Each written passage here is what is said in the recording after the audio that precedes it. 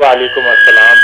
मोहतरम, मैं कदीर उद्दीन बात कर रहा हूँ फैसलाबाद से। अच्छा नमाज इशा का मैंने पता करना था थोड़ा सा कि इसमें जो वितर है उसमें खाना काबा शरीफ में हाथ उठा के दुआ मांगते हैं जी बिल्कुल। लेकिन हमारे यहाँ लोग जो हैं वो सर दुआ कुनूत के लिए हाथ बांध लेते हैं। ठीक है, आप मुझे ऐसा तरीका बताएं इसका, यानी सुन्नत तरीका क्या है वितर की अदायगी का? जी यही सवाल है ना आपका? यही सवाल है। दूसरा ये कि अगर हम इधर करते हैं ऐसे हाथ उठा के दुआ मांगते हैं ना, कुनूत पढ़ते हैं, तो लोग अजीब सी नजरों से देखते हैं। सवाल ठीक है, ठीक है। हाँ जी, ये इसके बारे में तफसील। यही मेरी भाई क़यामत आई हुई है कि अगर कोई दूसरा तरीका करे तो ये लोग उसको अजनबी समझते हैं, ये अजीब ही काम, इल्म नहीं ना।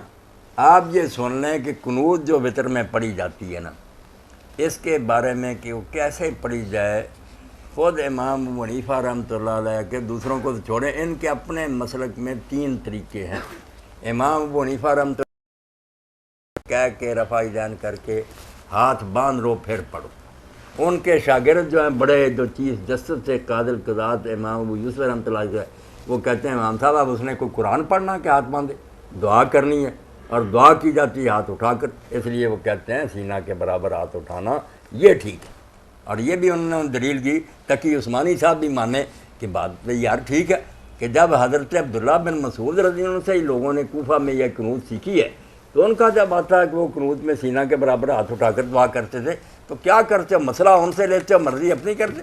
और तीसरा तरीका जो है वो इमाम साहब के दूसरे शागिर्द इमाम मोहम्मद इब्न हसन का, कि ना उठाए ना बांधे, लटका कर पड़े, जिस तरह रुकू के बाद लटकाए रखे और पढ़ता रहे। तो ज़्यादा बेहतर तो आपने मेरी बात में से समझ लिया होगा कि हैं ये सारे ठीक है, नमाज सब की दुरुस्त है, सीना के बराबर उठा कर पढ़े तो ज़्यादा बेहतर ना।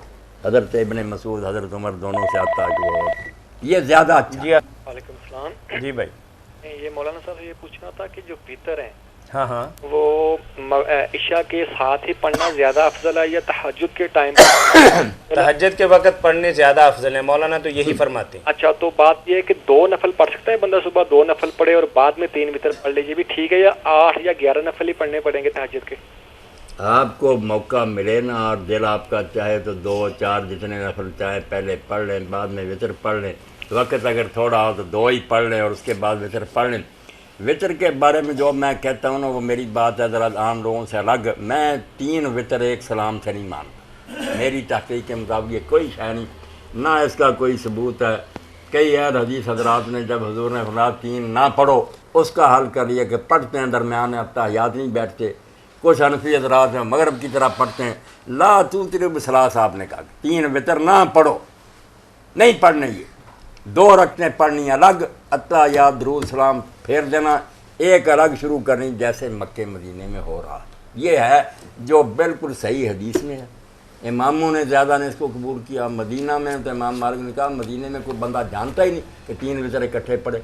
इसलिए असल बात तो है कि ये 2 अलग पढ़ें, एक अलग। अगर आपने वो तरीका करना जो लोग करते हैं वो भी करते रहे, मैं उसको हराम नहीं कहता, मगर उसका सबूत नहीं दूँगा। अच्छा, जो सवाल आपने किया कि दुआए कुनूत याद नहीं तो उसकी बजाय कुल हुवल्लाह 3 बार पढ़ ले, ये तो मेरे अजीज बिल्कुल गलत बात है। दुआए कुनूत के बदले कोई दुआ पढ़ सकता है, अगर वो दुआ जो आम तौर पर पढ़ी जाती है अल्लाहुम्मा इन्ना नस्तईनुक का या अल्लाहुम्मा हदीनी, वो याद नहीं, तो आप कोई दुआ पढ़ें, बेशक रब्बे जल्ली कीमत सलाह, रब्बे फिरली वले वालिदैया, ऐसी दुआएं रब्बाना आतिना, दुआ करनी है दुआ। ये क़िराअत का मौका नहीं कि कुरान शुरू कर दें, कुरान मजीद नहीं पढ़ना, बिल्कुल गलत बात है कि आदमी यहाँ कुल हुवल्लाह शुरू कर दे, ये क्या तुक हुआ। वो रब्बे की फिरली 2 बार कह ले, 1 बार कह ले, चलो कुनूत होगी। कोई दुआ पढ़े जो भी उसका जी चाहता है। और सारे लोग ये भी सुन लें कि दुआए कुनूत किसी दुआ का नाम नहीं, ये भी जेहन से निकालें कि कोई दुआ दुआए कुनूत है। सवाल होता दुआए कुनूत सुना, दुआए कुनूत कौन सी है? जो दुआ मैं आज भी से कर लूँगा वो दुआए कुनूत है। सहाबा और ताबीन का पढ़ें, कोई पाबंदी नहीं, कभी कोई पढ़ रहे थे, कभी रो रो के अपनी मांगते। क्यों तुम पूछते हो कि दुआए कुनूत फलां है फलां? कोई याद करने की बात नहीं, जो पसंद आए। इब्ने मसूद रज़ी अल्लाह या हज़रत उमर रज़ी को अगर अल्लाहुम्मा इन्ना नस्तईनुक का पसंद थी, वो भी वितर में नहीं उन्होंने पढ़ी, फजर की नमाज में पढ़ते थे जब कुनूत पढ़ी जाती है उसमें। इसमें कुनूत नाज़िला ये जो है ना अल्लाहुम्मा हदीनी, ये हज़रत हसन रज़ी ने अपने जद्दे अहमद अलैहिस्सलाम से सुनी थी, वितर में पढ़ते थे। مگر یہ بھی کوئی حکم نہیں ہو گیا کہ یہ پڑھو. کئی لوگوں کا آتا کہ انہوں نے جب کوئی حدیث شریف میں دعا پڑھی یا قرآن میں انہوں نے کہا میں تو اپنی قنوت میں اس میں کو پڑھتا ہوں. ایک ٹکڑا میں پڑھ دوں, ابن ماجہ شریف کی حدیث ہے, دعا آپ بھی لکھ رہے ہیں, قنوت الگ ہے. یہ سارے بندے نوٹ کریں, ایک ٹکڑا ہی پڑھوں گا, دعا لمبی ہے. رب اعنی ولا تعن علی وانصرنی ولا تنصر علی وامکر لی ولا تمکر علی واہدنی ویسر الہدی لی وانصرنی علی من بغی علی. اللہ میری مدد کرنا, میرے مقابلے میں جو دوسرا فریق ہے اس کی مدد نہ کرنا, میرے لیے تدبیر کرنا, میرے دشمنوں کے لیے کوئی تدبیر نہ کرنا, میرے لیے ہدایت کا راستہ آسان کر دے اور اس میں برکت دے, اور جو میرے خلاف ہیں مجھ پر زیادتی کرتے ہیں ان کے مقابلہ میری مدد. آگے بھی لمبی دعا جو اس راوی نے کہا یار مجھے اتنی پسند ہے میں اپنی قنوت میں یہ پڑھتا. یہ میں نے اس لیے کہہ دیا قنوت میں آپ کروڑ دعا بھی جمع کر سکتے ہیں. دیکھتے نہیں حرم شریف میں جب امام دعا کرتے ہیں پونا پونا گھنٹہ کرتے, قنوت کو کھلا کریں کہ عاجزی سے دعا, قنوت عاجزی سے جو دعا کریں گے وہ قنوت. مسجد اس لیے قل هو اللہ نہیں پڑھ, قل هو اللہ تو قرآن شروع کر دیا, دعا تو رہی نا. دوسری بات, یہ مسجد کے مسجد میں سوال, یہ بالکل غلط بات مشہور ہے کہ مسجد میں سوال کرنا حرام ہے. لکھ کر بھی کئی لوگوں نے کہا مسجد میں سوال کرنا حرام ہے. حدیث پاک حضور کی طرف منسوب کر دی کہ جو مسجد میں مانگنے والے کو دے گا قیامت کے دن اللہ تعالیٰ 1 روپے کے بدلہ میں اس سے 70 مانگے گا کہ آپ 70 ادا کرو تمہاری, کیوں مسجد میں دیا تھا. جھوٹ پر جھوٹ بولتے جاتے ہیں. کوئی اللہ کے رسول نے ایسی بات نہیں کی. سائلوں کے لیے حضور بھی کہتے تھے, سائل بھی کرتے تھے. باب السؤال فی المسجد, یہ ابو داؤد شریف میں نکال کر دیکھیں کہ مسجد میں ہی سوال کیا دیا اس. صرف یہ ہے کہ مانگنے والے بھی کچھ اللہ کا خوف کریں. ایک تو اگر کوئی واقعی حاجت مند نہیں تو سوال نہیں کرنا چاہیے, بڑا گناہ ہے. قیامت کے دن گوشت ہی نہیں ہوگا, خون بہ رہا ہوگا کہ تم کیوں مانگتے. جی السلام علیکم. وعلیکم السلام. جی بھائی داس بول رہا ہوں. جی میں پوچھنا تھا گھر میں فرض نماز ہو جاتی ہے؟ ہو جاتی ہے مگر خسارہ تو بہت ہے بھائی. 27 نمازیں چھوڑ کر یہاں تو ٹکے ٹکے پر جان دیتے ہیں کہ وہاں سے یہ نفع ہو رہا, وہاں سے. اگر 27 نمازوں کا ثواب ہو ایک پڑھنے سے تو اس کی بجائے ایک ہی نماز قبول کرنا گھاٹا تو بہت ہے. بڑی مشکل سے یہ جائز ہے, کوئی اتنا اچھا کام نہیں. اگر کوئی خاص مجبوری نہیں تو مسجد میں جائیں, وہاں اپنے ساتھیوں سے ملیں, کسی کی خبر لیں, کوئی آپ سے ملے. جی ٹھیک ہے, تو دینا چاہیے. ایک بات تو جو ضرورت مند نہیں وہ سوال نہ کرے. دوسرا یہ کہ سوال کرتے وقت خیال کرے کہ اگر نماز پڑھ رہے ہیں لوگ تو پریشان تو نہ کریں, تھوڑا صبر کر لے, جب فارغ ہو جائیں پھر اپنی بات سنا لے. پھر مسجد میں ہوگا کون, کال لیتے ہیں. اکثر ظہر کے فرضوں میں اور عصر کے فرضوں میں قرأت نہیں ہوتی ہے. ہاں تو اس صورت میں اکثر نہیں, ہمیشہ ہی نہیں ہوتی. تو اس صورت میں کیا جیسے گھر میں نماز پڑھتے ہیں سب کچھ پڑھتے ہیں, تو کیا اس صورت میں بھی سب کچھ پڑھنا چاہیے؟ ہاں بالکل میرے بچے ٹھیک ہے. اصل میں 2 چیزیں درست کرنی چاہیے سوال میں. ایک تو جو ہے نا عالم بھی ہے, دوسرے محفل قرأت. آپ نے بھی قرأت لفظ بولا, قرأت نہیں بولنا چاہیے. قرأت تو عورتوں کو حیض آتا ہے نا, اس کو کہتے ہیں قراءت, لمبا کر کے قراءت. یہ ہے پڑھنے کا مصدر. یاد رکھیں, کوئی نہ لکھے اس طرح کہ الف لکھ دیا حمزہ, الف لکھ کر اس کے بعد حمزہ ہے. قراءت قرآن کی طرح, ہاں جیسے قرآن لکھتے ہیں. بالکل قرآن کی طرح بھی نہیں, قراءت کہنا لفظ. ایک تو یہ بات ہے, قرأت نہیں قراءت. سب پڑھے لکھے بھی درست کریں. اور دوسری بات ہے کہ قرأت تو جو کہتے ہیں آپ, قراءت جو میں کہتا ہوں وہ تو ہوتی ہے. زور میں بھی اصل میں قرآن پڑھے کے بغیر تو نماز نہیں, جہر کہنا تھا آپ نے. اصل میں کہنا تھا صدیقی صاحب جہر. کچھ نمازوں میں اونچی پڑھا جاتا ہے, کچھ میں نہیں. یہ نہیں کہہ سکتے قراءت نہیں ہوتی. امام صاحب یا اکیلا ہر شخص الحمد شریف بھی پڑھتا ہے, سورت بھی پڑھتا ہے. قراءت کے بغیر تو نماز نہیں. بندے اونچی پڑھنے کو کہتے ہیں, قراءت نہیں. قراءت آہستہ بھی ہو, اونچی ہو, الگ بات. جہر سے ہوگی یا خفیہ ہوگی.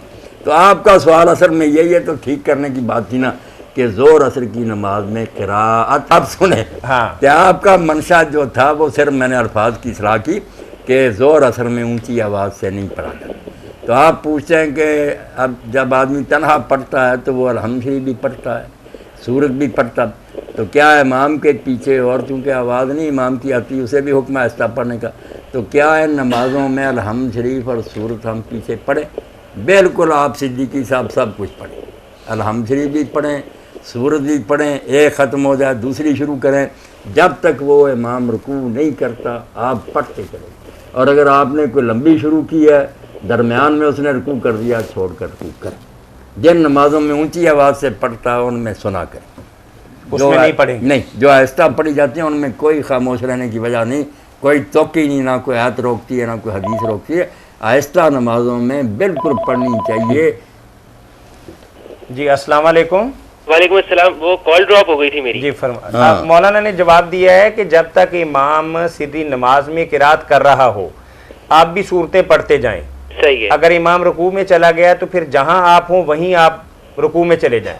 لیکن اکثر اوقات اگر انسان دیر سے جماعت میں ملے اور وہ سورہ فاتحہ کے دوران ہی رکوع آ جائے تو کیا وہ سورہ فاتحہ کو چھوڑ کے رکوع میں جائے یا اس کے سورہ فاتحہ مکمل کر کے رکوع میں جائے؟ صدیقی صاحب جب امام رکوع کر لینا, رکوع میں چلا گیا, آپ فاتحہ آدھی ہے یا تھوڑی ہے یا بالکل نہیں پڑھی چھوڑیں اس کو, رکوع میں جائیں, امام کی پیروی کریں.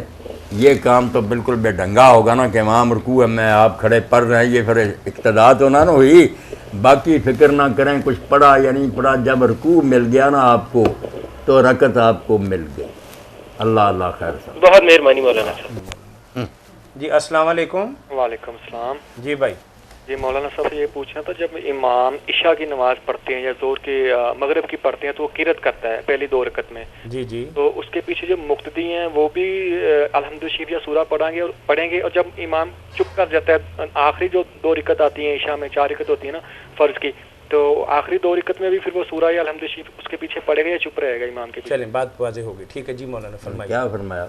وہی سوال کر رہے ہیں کہ قراءۃ خلف الامام امام کے پیچھے مقتدی پڑھے گا یا نہیں پڑھے گا؟ پڑھے گا فرض میں.